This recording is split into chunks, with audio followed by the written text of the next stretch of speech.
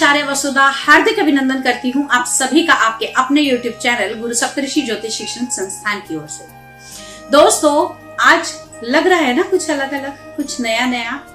बात ही ऐसी है, त्योहार ही ऐसा है, हरियाली तीज हर सुहागन के लिए बहुत ही महत्वपूर्ण, किसी करवा चौथ से कम नहीं।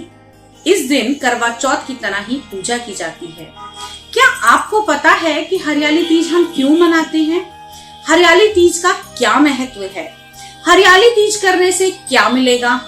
हरियाली तीज करने की क्या विधि है और हरियाली तीज करने की क्या कथा है?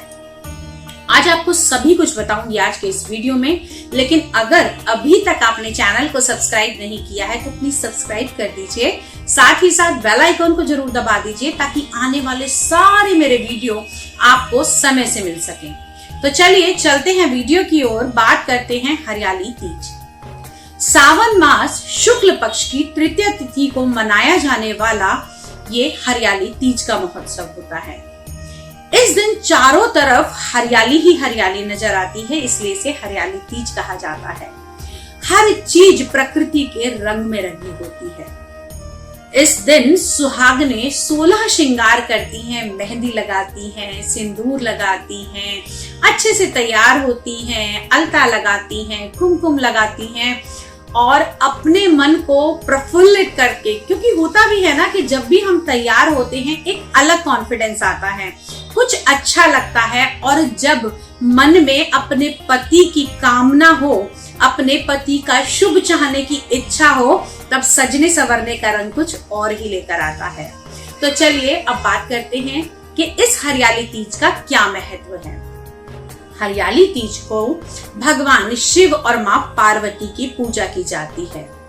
कहा जाता है कि ये वो जोड़ी है जिसकी कामना हर कोई करता है।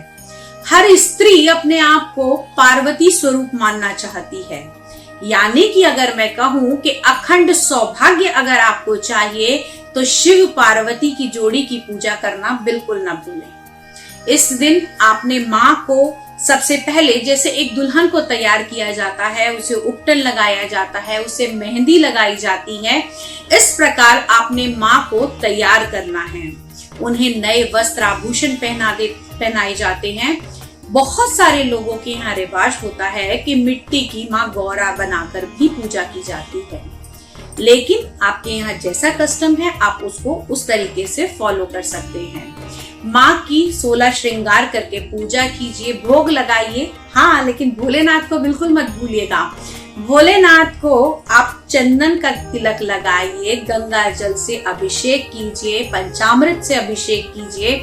उसके बाद में जनेऊ जोड़ा भी प्रभु को अर्पित किया जाता है। साथ में भगवान शिव को आक के फूल, धतूरे का फल, बेल पत्र इत्यादि चढ़ाकर भगवान शिव की आराधना करके उन्हें भी खुश कीजिए। फिर दोनों का गठजोड़ा करके आपने दोनों से अपने मंगल सौभाग्य की मनोकामना करनी है।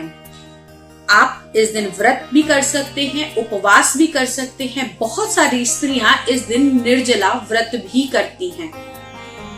अब ये तो हो गया सुहागनों के लिए, लेकिन इस व्रत का विधान उन लड़कियों के लिए भी है जो विवाह योग्य हैं। जी हाँ, अगर आप भी मनचाहा पति पाना चाहते हैं तो इस हरियाली तीज को बिल्कुल न भूलें। हरियाली तीज पर कुंवारी कन्याएं अपने मन चाहे वर के लिए या फिर हम ये कहें कि अच्छे सौभाग्य के लिए भगवान शिव और मां पार्वती की आराधना करते हैं। अब विधि हमने आपको बता दी, महत्व बता दिया, अब सुनते हैं कथा, क्योंकि इस दिन भगवान शिव और मां पार्वती की कथा भी की जाती है। कैसे पौराणिक ग्रंथों के अनुसार हरियाली तीज मनाई गई। कहते हैं मां पार्वती बचपन से ही भगवान शिव को पाना चाहती थी। वह भगवान शिव को सपने में देखती थी। हरियाली तीज भगवान शिव और मां पार्वती के पुनर्मिलन का दिन होता है। इस दिन मां पार्वती और शिव की आराधना को याद किया जाता है। एक बार माता पार्वती ने भगवान शिव को पाने की इच्छा से बड़ा ही कठोर तप किया। उनके तप को देखकर भगवान विष्णु उनसे बहुत खुश हुए और उनसे शादी करनी चाहिए। अब माँ पार्वती जी हिमालय राज की पुत्री थी। तब हिमालय राज के पास एक दिन नारद जी आए। उन्होंने कहा कि हिमालय राज, भगवान विष्णु आपकी पुत्री की तपस्या से बहुत खुश हुए हैं और वो आपकी पुत्री को अपनी पत्नी के स्वरूप में पाना चाहते हैं। हिमालय राज को इससे बहुत ही खुशी हुई। उन्हें लगा कि मेरी पुत्री स्वयं भगवान विष्णु की संगिनी बनेगी और उन्होंने तभी इसी रिश्ते को स्वीकार कर लिया। वहीं दूसरी ओर नारद जी ने जाके भगवान विष्णु से कहा कि हिमालय राज चाहते हैं कि वो अपनी पुत्री का विवाह आपसे कर दे। तब भगवान विष्णु इस चीज से खुश हुए, उन्होंने भी इस प्रस्ताव को स्वीकार कर लिया। लेकिन वहीं दूसरी तरफ माँ पार्वती, जो मन ही मन भगवान शिव से प्रेम करती थी और उन्हीं को पाने के लिए ये सारी तपस्या कर रही थी, अपने पिता की ऐसे निश्चय को देखकर वो बहुत ही दुखी हो गई और पिता से नजर चुराकर घने जंगल में जा बैठी। वहां उन्होंने भगवान शिव को पाने के लिए फिर से कठोर तपस्या शुरू कर दी। उन्होंने एक मिट्टी का शिवलिंग बनाया, उसकी कठोर तपस्या की और भगवान शिव को खुश किया। भगवान शिव तो है ही भोले भंडारी, उनकी तपस्या से बड़ी जल्दी खुश हो गए और माँ पार्वती को उनका मनचाहा वर दे दिया और ये कहा कि मैं आपकी तपस्या से बहुत खुश हूँ और आपको अपनी अर्धांगिनी के रूप में मैं स्वीकार करता हूँ। वहां हिमालय राज, जिन्होंने भगवान विष्णु से माता पार्वती का रिश्ता तय किया था, जब उनको पता लगा कि मेरी पुत्री भगवान शिव की आराधना कर रही है, भगवान शिव को पाना चाहती है, तो तभी उन्होंने माँ पार्वती से आके कहा कि पुत्री, जैसा तुम चाहती हो वैसा ही होगा। तुम्हारा विवाह भगवान विष्णु से नहीं बल्कि भगवान शिव से किया जाएगा। तो इस दिन भगवान शिव की तपस्या करके माँ ने स्वयं उनको पति के स्वरूप में प्राप्त किया था।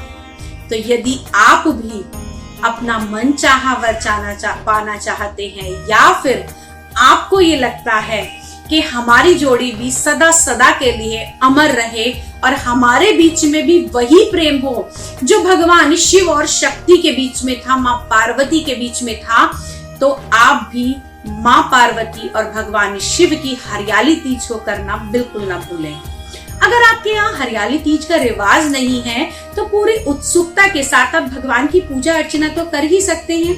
उनकी मंगल कामना के लिए आप पूजा कर सकते हैं। अपने पति की लंबी आयु के लिए इस व्रत का बड़ा ही महत्व माना जाता है। अब इस सब के बाद में एक उपाय, जी हाँ, उपाय आपको क्या करना है। इस दिन अखंड सौभाग्य के लिए पूजा की जाती है, तो आपको इस दिन अपने लिए एक सिंदूर सिद्ध करना है। अब ये सिंदूर जो होगा वो सिंदूर आएगा, आपने इसमें लिक्विड सिंदूर यूज नहीं करना है। लाल रंग का या मेहरून रंग का या जैसा भी आपके यहाँ सिंदूर का रिवाज है, आप उस सिंदूर की सूखी डिब्बी लीजिए और उस सिंदूर में से थोड़ा सा सिंदूर माँ पार्वती के चरणों में अर्पित कीजिए। यहाँ पर ये सिंदूर माँ पार्वती को आपको लगाना नहीं, उनके चरणों में अर्पित करके आपने उनसे अखंड सौभाग्य का आशीर्वाद पाना है। और ओम गौरी शंकराय नमः, जी हाँ, इसमें आपने माँ गौरी और माँ शंकर दोनों का ही नाम लेना है। या फिर आप ओम पार्वती पते नमः, ओम पार्वती पते नमः, इस एक मंत्र में आप दोनों की एक साथ संलग्न करके चैंटिंग करेंगे। 108 बार करने के बाद उस सिंदूर को अपने पास रखिए। आप चाहें तो प्रतिदिन उसे लगा सकते हैं, चाहें तो आप किसी त्योहार पे, बड़े खुशी के मौके पर उसको अवश्य लगाएं। इससे आपके सुहाग की भी लंबी आयु होगी और अगर आपके जीवन में, वैवाहिक जीवन में कोई ऐसी दिक्कत आ रही है तो वो भी समाप्त हो जाएगी। आज के वीडियो में इतना ही, आपसे फिर विदा लेती हूँ। अगले वीडियो में आपसे फिर मिलूंगी, तब तक के लिए जय माँ भगवती।